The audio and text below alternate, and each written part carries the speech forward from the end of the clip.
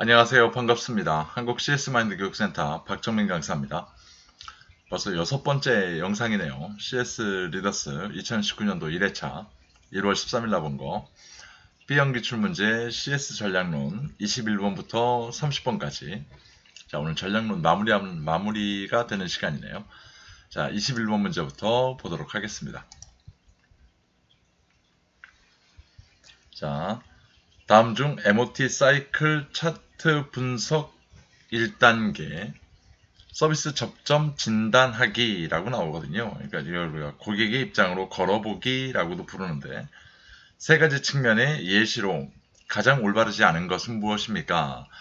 자, 이 문제 같은 경우는 상당히 쉽지 않습니다. 이거 지난번에도 한번 출제가 됐던 문제고요. 이거 좀 볼까요? 1번 하드웨어 품질. 자, 이라고 보면 하드웨어 품질 맞을까요? 품질에 대한 거? 네, 이건 맞아요. 하드웨어 중에 상품에 해당하는 내용입니다. 2번 하드웨어 편리성. 자, 이거 맞을까요? 편리성? 죄송합니다. 자, 이건 하드웨어 중에 시설에 들어가는 편리성이 맞아요. 3번 소프트웨어 처리 속도.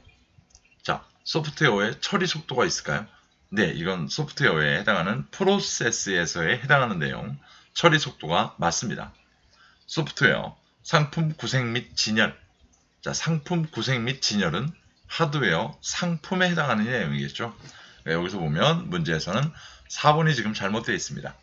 휴먼웨어 서비스 기준 이행.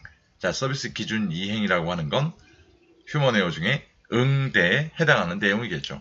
자, 이 문제 같은 경우는 꼭 좀 기억을 하셔야 되고, 저희 센터가 제공하는 기출문제 분석집에 보게 되면 이 구분 관점에 대한 건 다 표시되어 있습니다. 문제 유형에 꼭 좀 확인하시길 바라겠습니다. 상당히 어렵습니다. 이 문제. 다음 문제. 다음 중 서비스 표준안 작성 시 고려할 사항으로 보기 어려운 거. 자, 1번 서비스 표준안 작성이라고 나옵니다. 구체적으로 또 정량적으로 표시되는 게 원칙이겠죠. 1번 누가 언제 무엇을 해야 하는지 간단하고 정확하게 제시되어야 됩니다. 맞죠? 2번 서비스 표준은 관찰 가능하고 객관적으로 측정 가능해야 된다. 네, 전략론에서 저희가 보게 되면 무조건 객관적이라는 건 기업과 직원한테 해당하는 표현입니다. 맞습니다. 3번 서비스 제공자에게 필요한 명백하고 정확한 지침을 제공해야 하기 때문에 구체적으로 작성돼야 됩니다. 맞죠? 이거 아까 설명드렸어요. 4번 경영진과 직원, 고객의 요구에 대한 상호 이해가 바탕이 되어야 된다. 맞습니다. 5번 전반적인 표준으로 정립되기보다 일부 직원들에게 집중적으로 강조돼야 된다. 자, 이거는 전사적이라는 표현에서 위배되는 표현이죠. 5번이 잘못됐습니다. 이 문제 같은 경우는 어렵게 보일 수도 있겠습니다만 차근차근 문제의 보기만 읽어보시면 충분히 구별할 수 있는, 조금 난이도적인 측면에서는 좀 수월한 문제 축에 해당하는 문제 유형이었습니다. 다음 문제. 기업이 과잉 생산에 처할 경우 수행하는 개념으로, 자, 여기까지는 모르겠어요. 목적 시장이 원하는 것을 제조하기보다는, 자, 목적 시장이 원하는 걸 제조하기보다는 기업에서 만든 것을 판매하는 것에 목적을 두고 있다. 일단 냅다 그냥 판매, 세일즈만 하면 최고의 가치를 만들어내는 목적입니다. 라고 두는 마케팅 개념을 물어봅니다. 자, 이렇게 되면 제목에서 이미 답을 지목하고 있죠. 문제에서 제목이 아니라. 이렇게 보면 판매 개념이겠죠. 판매 개념. 세일즈 컨셉이라고 보셔야 되고요. 판매 개념, 그러면 떠올리셔야 될 분이 코카콜라 마케팅 부사장 서지오 지먼이라는 사람과 같이 연계를 좀 하시면 될 것 같습니다. 자, 수월한 문제죠. 다음 문제. 코틀러가 제시한 시장 세분화의 요건 중 실질성이라고 얘기합니다. 지금 실질성. 자, 실질성이라고 하는 것은 저희가 키워드를 좀 보게 되면요, 시장이 충분히 크거나 수익성과 가치가 보장되는 이라는 관점을 보는 게 실질성입니다. 만약에 제가 어떤 제품을 론칭을 하는데 제가 살고 있는 강원도 원주 시장에 내놓는 게 맞는지, 서울이라는 시장에 내놓는 게 맞는지라고 봤을 때는 아마 모든 분이 서울에다 론칭하기를 바랄 겁니다. 그 이유는 뭐냐면 바로 실질성 때문입니다. 자, 이렇게 보면 1번 세분시장을 유인하고 그 세분시장에 제공할 수 있도록 효과적인 마케팅 프로그램을 수립할 수 있어야 됩니다. 이건 뭘까요? 이건 행동 가능성입니다. 2번 세분시장의 규모와 구매력 등의 특성이 측정 가능해야 됩니다. 자, 측정 가능해야 된다. 규모와 구매력. 자, 이건 우리가 측정 가능성. 3번 세분시장이 충분히 크거나 수익성과 가치가 보장돼야 된다. 자, 이게 실질성이 되겠죠. 3번이. 4번 하나의 마케팅 믹스 전략에 각각의 세분시장의 반응이 서로 다르게 나타나야만 됩니다. 자, 이거 뭐야? 차별화 가능성.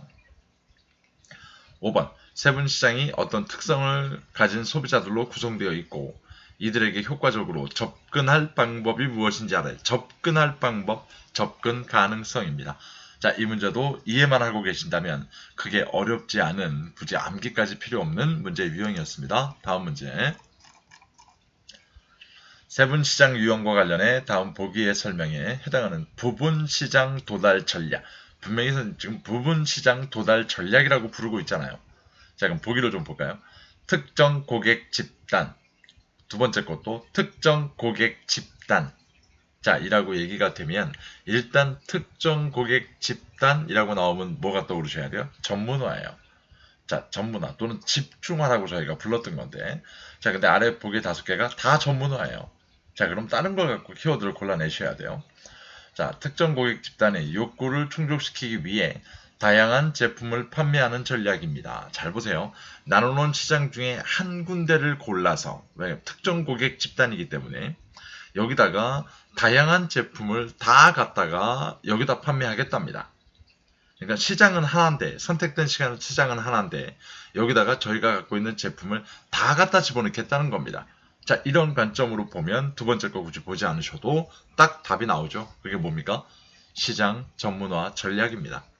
시장 전문화 전략. 그래서 한 시장에 모든 제품 갖다 집어넣어가지고 판매하는 관점이라고 보시면 되죠. 반대가 되는 게 뭡니까? 여러 개 세분시장에 한 가지 제품만 갖고 밀고 들어가는 거. 자, 이걸 제품 전문화 전략이라고도 부릅니다. 구별이 되고 있으셔야만 되는 문제 유형입니다. 기억하셔야 됩니다. 다음 문제. 서비스 포지셔닝의 일반적인 방법 중 서비스 속성에 대한 설명으로 가장 올바른 거. 자, 서비스 속성이라고 저희가 부르게 되면 어떤 키워드가 떠오르셔야죠.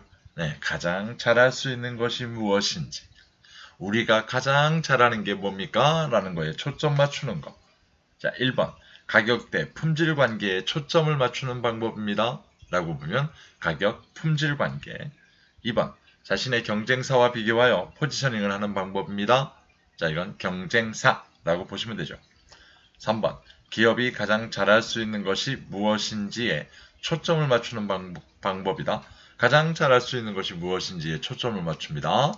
3번이 서비스 속성에 대한 설명으로 맞겠죠. 4번. 특정한 계층의 사용자의 초점을 맞추어 자, 서비스 이용자를 얘기합니다. 5번. 제공되는 서비스가 어떻게 사용되고 적용되는가에 초점을 맞춥니다. 어떻게 사용되고 라는 키워드가 나오면 서비스 용도가 될 겁니다. 자, 이 문제도 똑같이 키워드로 핵심 키워드만 알고 계신다면 충분히 해결이 되는 문제 유형이었습니다. 다음 문제. 마케팅 전략 수립과 관련해 파레토 법칙에 대한 설명으로 가장 거리가 먼 거. 문제가 왜 이렇게 다 길죠? 파레토 법칙이라고 저희가 부릅니다. 일단 틈새 마케팅에서 보면 파레토와 역파레토, 롱테일 법칙이 있을 거고요. 파레토 법칙 같은 경우는 저희가 중요한 소수라는 관점이 되죠. 네, 대수롭지 않은 다수보다 중요한 소수, 20에 대한 관점이 더 포커싱이 되어 있는 거죠. 그리고 이제 선택과 집중, 이런 관점으로 좀 보실 수가 있습니다. 자, 1번. 소비자 행동론에 기초한 이론인 파레토 최적의 개념이다. 네, 맞습니다. 이거 모르더라도 뭐 알만한 얘기죠. 총 매출의 80%는 20%의 고액 구매 고객으로부터 나온다는 법칙이다. 맞습니다. 3번. 대부분의 현상이 중요한 소수에 의해 결정된다는 법칙이다. 중요한 소수를 관점으로 가는 거니까요. 4번. 인기 상품이나 주력 상품에 집중하는 획일적 사고에서 벗어나 다양한 가능성에 눈뜰 수 있는 계기가 됐다. 자, 선택과 집중의 반대 개념이잖아요. 여러 가지로 획일적 사고에서 벗어나서 다양한 가능성에 눈을 뜬다. 자, 이건 대수롭지 않은 다수마저도 뭘까요? 네, 포커싱을 가져야 된다라는 얘기를 하고 있는 거예요. 이렇게 따지면 역파레토, 저희가 알고 있는 롱테일 법칙이죠. 그러면 여기서 문제의 정답은 4번일 겁니다. 가장 거리가 먼 거. 5번, 선택과 집중이라는 키워드와 결합되어 기업 전략의 중요한 축을 형성하는 데 영향을 주었다. 파레토 법칙이 맞죠? 자, 이 문제도 상당히 어려운 것처럼 보이긴 합니다만 그 개념만 이해하고 계신다면 충분히 해결이 가능한 문제의 유형이었습니다. 다음 문제 보겠습니다. 수잔 키비니 교수가 제시한 고객 이탈 유형 중 가장 낮은 순위에 해당하는 것. 자, 이 수잔 키비니 교수가 제시한 고객 이탈 유형에 대한 문제는 여러 번이 출제가 되고 있는데요. 그 출제 문제의 비중들을 나타낸 그래프가 있을 텐데요. 그래프에서 잘 보시면 가장 많은 이유와 핵심 가치 제공의 실패죠. 가장 많은 게. 가장 적은 이유에 대한 것 두 가지만 좀 기억을 하시면 됩니다. 그래서 기존 문제는 가장 많았던 이유 또는 가장 높았던 순위 이런 게 문제가 나왔는데 이번엔 좀 반대 상황으로 나온 거죠.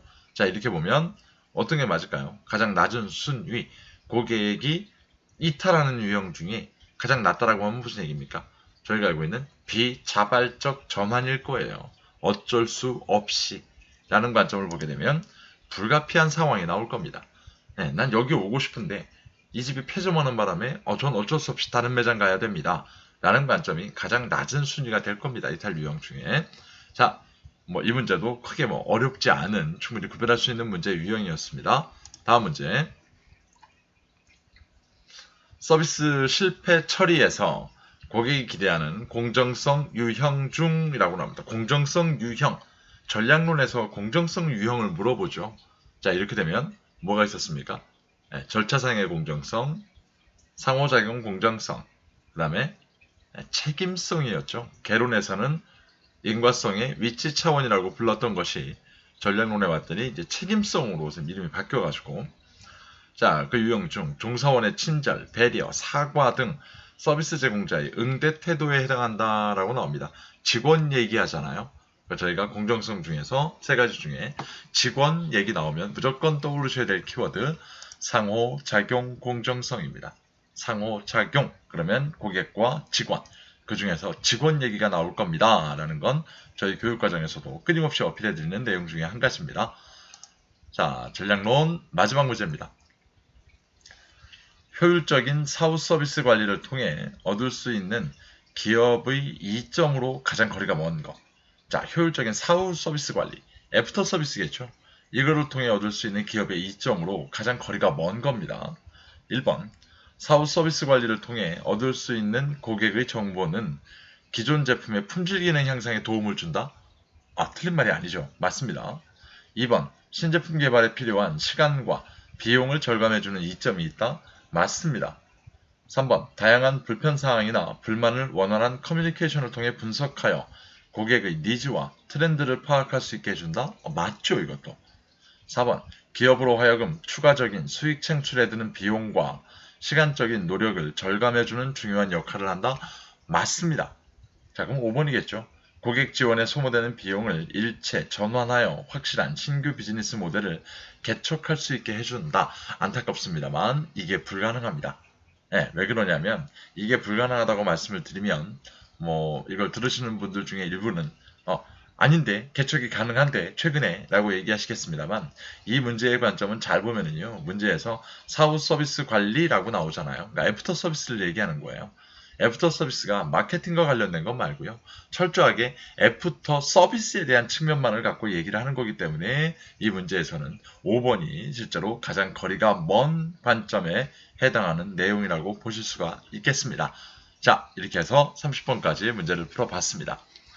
앞에서 보셨던 전략론 문제하고는 또 다르게 21번부터 30번까지는 굉장히 장문의 형식의 문제 유형들을 많이 보셨습니다. 저희 CS 리더스 시험에서 보면 이렇게 장문의 문제 유형으로 나오는 건 개론의 형태였거든요.